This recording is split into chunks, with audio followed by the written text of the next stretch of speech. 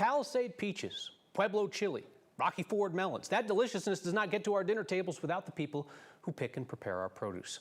Colorado's farmers telling anybody who will listen, including our Mark Salinger, they need more help. From the peach orchards of Palisade. Now we are in the middle of harvest. To the fields on the eastern plains. It's absolutely critical to have a strong workforce. Farmers across Colorado find themselves harvesting their crops while wishing there was more help. We wouldn't be growing peaches today if we didn't have access to that program. For 5 generations, Bruce Talbot and his family have produced peaches and wine in Palisade. They rely on seasonal workers from outside the country to travel here every summer for the harvest. The H-2A visa they arrive on is crucial. We are 100% dependent on H-2A. Farmers and ranchers in Colorado say they hire the majority of their workers using programs like H-2A.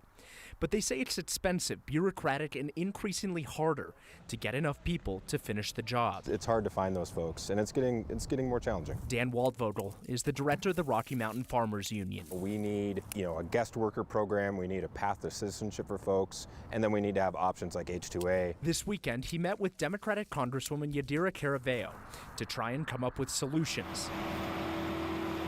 They're asking for changes to make it easier and cheaper to get the labor they need. Zach Riley with the Colorado Livestock Association was also there. The red tape is a mile long, and it is almost impossible to get somebody here. It's a topic that's become entrenched in politics around the country. People are conflating border security and immigration problems with H-2A and seasonal work for people that want to come work, make good money, and go home. From peaches to melons and chilies to potatoes, Colorado is only famous for its crops because of the workers who harvest them. We wouldn't be growing peaches today if we didn't have access to that program. Representative Caraveo is a Democrat taking on this issue to reform a program that often impacts the more conservative parts of her district.